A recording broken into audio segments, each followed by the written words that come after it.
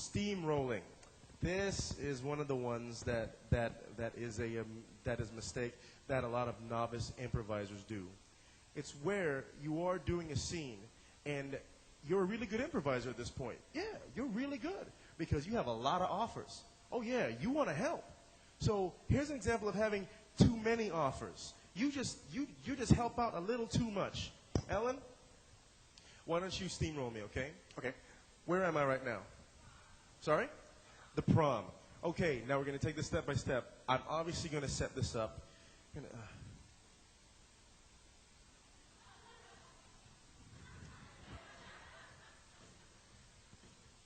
Hi, Betty. I was really hoping you would dance with me, because if you dance with me, then those guys over there who I made a bet with, they'll give me $50 and I'll give you $10 of it too. Because I know when we sit together in science class, I can tell by the way that you're dressed that you don't have a lot of money. So I know you could use the money, and those guys over there won't know that I'm giving you some. And if I give you some of it, then maybe next week we could pretend that we're going out too, and maybe I could get another bet out of them. And maybe we could, if you just wave to them, hey, how's it going? Is that good punch? I'd love some punch. Could you fix me a glass of it? I'll be right back.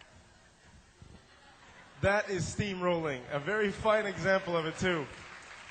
That was hot. Steamrolling. Way too many offers. You got good stuff to say, but let it breathe, you know? Not so much exposition. Exactly what Alan said. Maybe this scene would have evolved into that exact story of him asking this girl out, you know, the whole cliche thing of the guys in the bet and see where it goes. But at that point, there's no place left to go, and he's left me with nothing to help except to react off of him. And if you have one person who's so strong on the scene and the other person who is just reactionary, it's not very entertaining, A, and B, it's not going to go anywhere because it'll look exactly like that. Good job, Alan Simpson. Very good job, sir. So up to this point, does anyone have any questions? Does anyone have any questions? Yes, ma'am.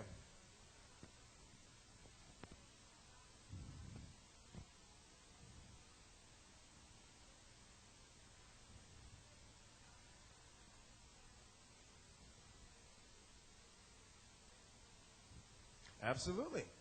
Absolutely. You could do both. And that was great, actually, because it really does help most of the time. I will say 99% of the time to think of things in the present tense, because otherwise you're doing what we call gossiping.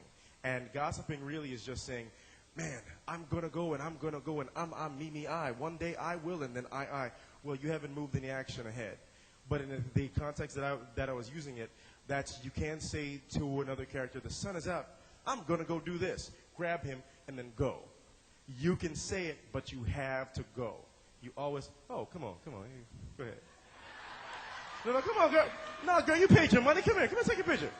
Ready? Go ahead, fall. Let's fall. See?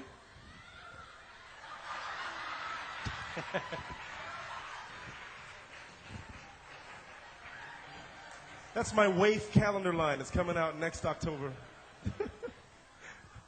I think you have friends over there. Yeah, over there. It's okay. It's cool. But thanks. No problem. No problem, sir.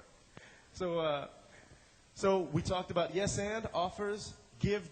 Once again, without steamrolling, okay? Without steamrolling, give.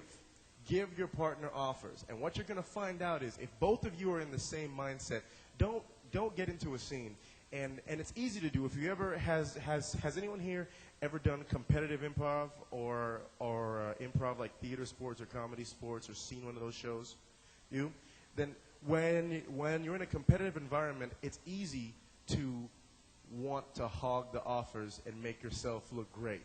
You wait for someone else to set something up and, oh, I'm going to go do this because I'm going to look good.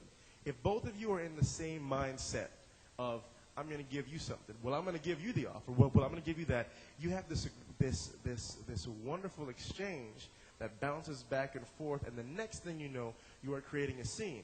And it's absolutely great. The best example that I can cite of that is if, for those of you that have seen Whose Line Is It Anyway, if you watch Colin Mockery and Ryan Stiles work, the way they go back and forth together and the way they listen, that is an incredible example of ping pong, just going and I'll give you this, I'll take, I'll give. And so that's a textbook example if you ever want to check it out. Or you can come and catch Jonathan and I just playing video games and hanging out and see that we do the same thing, but no one cares because it's not on camera.